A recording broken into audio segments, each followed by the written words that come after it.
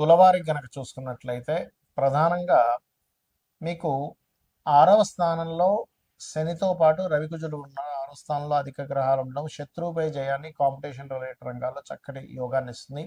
ఇక పంచమ స్థానంలో రాహు, ఆలోచన స్థానంలో రాహు, భాగ్యంలో గురువు, లాభస్థానంలో కేతువు, సప్తమంలో శుక్రుడు ఉన్నాడు. ఇక బుధుడు కూడా 11వ తేదీ నుంచి రాహుతో కలిసి ఉన్నటువంటి బుధుడు, పంచమంలో ఉండే బుధుడు 11వ తేదీ నుంచి మీకు మేనంలోకి వెళ్తున్నాడు. అదేవిధంగా రవి కూడా మీకు 14వ తేదీ నుంచి సప్తమంలోకి వస్తాడు. మరి వీటి వల్ల కలిగే ఫలితాలు ఏమిటి అనేటువంటి విషయాలు చెప్తుంది నేనైనప్పటికీ చెప్పిస్తుంది సాక్షాత్ లలితా అమ్మవారిగా భావిస్తూ ఆ లలితాంబిక అమ్మవారి యొక్క అనుగ్రహం మీకు పరిపూర్ణంగా కలగాలని మనస్ఫూర్తిగా కోరుకుంటూ ఇక్కడ ఎప్పుడైతే మీకు లగ్నాధిపతి సప్తమంలో ఉన్నాడో ఇది ఎప్పటి నుంచో వివాహ సంబంధాలు కుదరట్లేదు అని బాధపడేటువంటి వారికి ఇదొక చక్కటి అవకాశము, గుర్తుపెట్టుకోండి.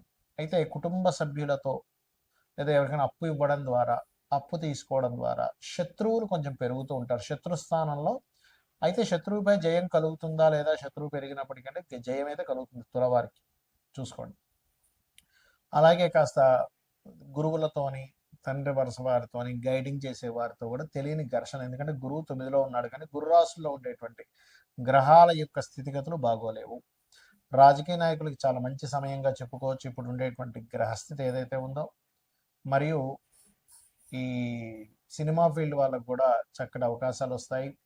అదేవిధంగా లాభంలో కేతు ఉన్నాడు కాబట్టి కేతు గ్రహం ఎప్పుడైతే లాభంలో ఉందో ఇది కెరియర్, ముఖ్యంగా ఈ యొక్క మెడికల్ రిలేటెడ్ సంబంధించిన వ్యాపారాల్లో ఉండేటువంటి వారికి, కెమికల్స్ రిలేటెడ్ వ్యాపారాల్లో ఉండేటువంటి వారికి, అగ్నికి సంబంధించినవి అంటే మనకి చూడండి ఇప్పుడు ఈ ఫైరీ రిలేటెడ్ సంబంధించినవి ఉంటాయి కొన్ని స్టవ్లు అనుకోండి, బ్యాటరీస్ అనుకోండి, ఇట్లాంటి వాటికి మంచి ఆదాయం పెరగనుంది అంటే ఈ రంగాల్లో ఉండేటువంటి వారికి.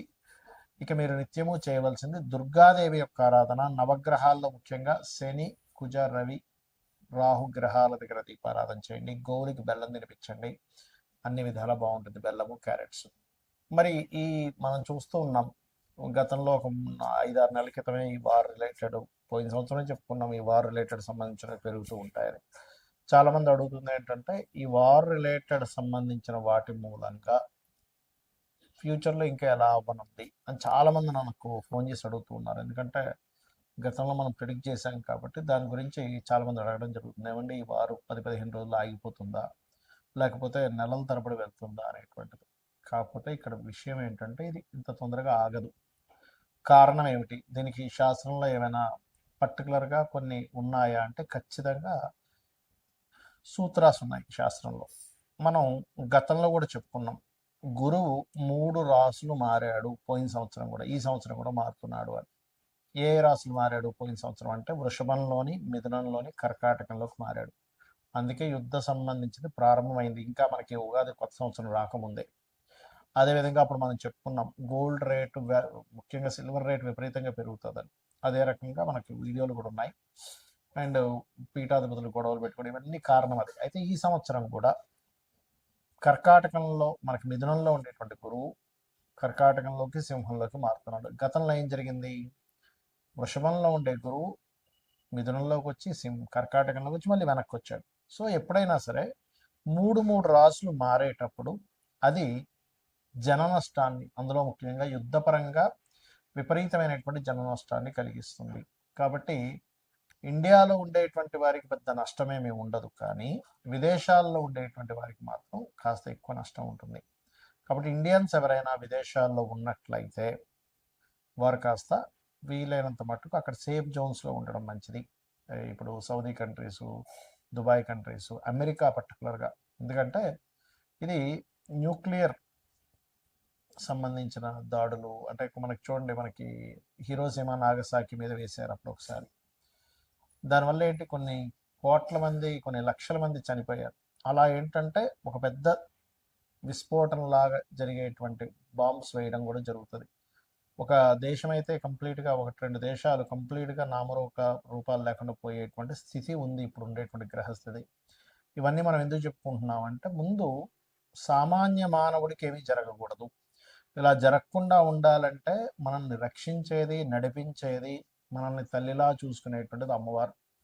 కాబట్టి రకరకాల దేశాల్లో ఉంటారు. చూడండి, మనం ఒక్కోసారి వింటూ ఉంటాం, ఏమంటే పెద్ద ఫ్లైట్ పడిపోయింది కానీ ఒక చిన్న పిల్లవాడు కాపాడబడ్డాడు అంటాం.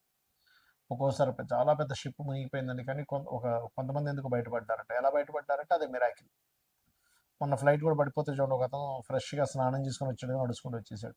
అదేంటంటే అంత పెద్ద పేలిపోయింది, మంటలు వచ్చాయంటే అదే లక్. ఇది ఒక్కొక్కసారి మనకు పుణ్యము వల్ల వస్తుంది. అంటే మనకు పూర్వజన్మలో ఎక్కడో పుణ్యం ఉంటే ఆ పుణ్యం మనల్ని అలా కాపాడుతుంది. మరి ఇప్పుడు ఉండేటువంటి దీంట్లో మీరు ఏం చేయాలంటే రోజు చండీ వినండి, లేదా దుర్గా కవచం చదువుకోండి. చండీ వినడమైనా, చండీ పారాయణం చేయడమైనా, లేదా చండీ హోమాలు చేసుకోవడమైనా ఇంట్లో చేసుకోండి. దానివల్ల ఏమవుతుందంటే మీరు రక్షింపబడతారు. దేశాలు కొట్టుకోవడం వల్ల సామాన్య మానవుడు ఇబ్బంది పడకూడదు. కాబట్టి ఇది ఎలాంటి రక్షణ ఇస్తుంది? ఇప్పుడు మనకు చూడండి, కేవలం అదేదో బాంబు వచ్చి మన మీద పడేటువంటిది మాత్రమే కాకుండా, ఇప్పుడు ఉండేటువంటి సిచ్యువేషన్స్లో మనం గతంలో 1 month బ్యాక్ ఆల్రెడీ చెప్పుకున్నాం, కొంచెం ఫుడ్ రిలేటెడ్ సంబంధించిన విషయం మీద ఎఫెక్ట్ వస్తుంది ఇది ముందు అని. అదే రకంగా చూసుకుంటే గ్యాస్ సరిగ్గా అందకపోవడం. ఇప్పుడు నార్మల్గా ఎవరైతే వీళ్ళు కమర్షియల్ కాకుండా నాన్ కమర్షియల్ వాళ్ళకి వచ్చేస్తున్నాయి గ్యాసెస్, కానీ కమర్షియల్ వాళ్ళకి రావట్లే. తద్వారా హాస్టల్స్లో ఉండేటువంటి వారు, లేకపోతే హోటల్స్లో తినేటువంటి వారు, ప్రత్యేకంగా వాళ్ళు వండుకోరు, హోటల్నే ఆధారపడి ఉంటారు. అలాంటి వారికి ఇబ్బంది అనేటువంటిది స్లోగా ప్రారంభమైంది. తద్వారా మనకి వండుకునే స్థితి పరాభావనామ సంవత్సరం, పరావాస నామ సంవత్సరం, రెండు పేర్లు దీనికి. పరాభావము అంటే పరాభవం చెందడం, కొన్ని దేశాలు యుద్ధంలో ఓడిపోవడం జరుగుతుంది. పరావసు వల్ల ఏమిటి అంటే మనం పూర్వంలో ఎటువంటివైతే పద్ధతులు పాటించాము అటువంటివన్నీ కూడా వస్తూ ఉంటాయి.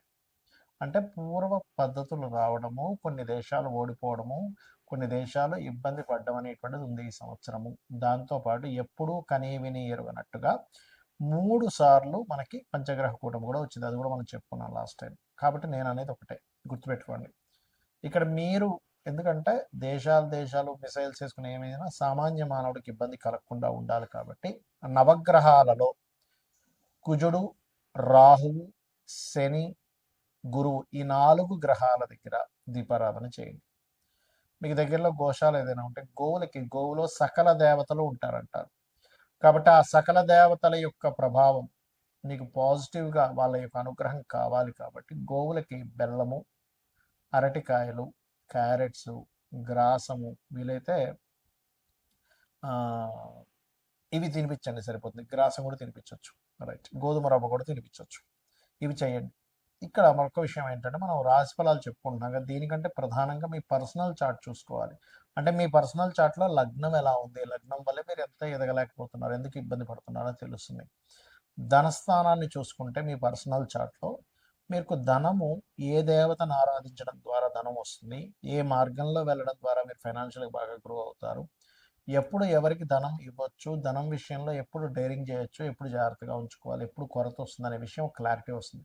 అదేవిధంగా అన్నదమ్ముల విషయం కావచ్చు, చదువు విషయం కావచ్చు, సంతానం విషయం కావచ్చు, వివాహం ఎప్పుడు చేసుకోవాలి, ఎప్పుడు చేసుకోకూడదు అనేటువంటిది, కెరియర్ పరంగా ఎటువంటి కెరియర్లో మీరు సెట్ అవుతారు, వ్యాపారాలు మీకు కలిసి వస్తాయా లేదా, విదేశాలకు వెళ్ళాలా, ఇక్కడే ఉండాలి, ఇలాంటి అనేకమైనటువంటి అంశాలు మీ పర్సనల్ చార్ట్లో ఉంటాయి. సరే, మీ పర్సనల్ చార్ట్ తెలియదు, అలాంటప్పుడు నిత్యము లలితా సహస్రనామాల యొక్క శ్రవణము, పఠనము చేయండి.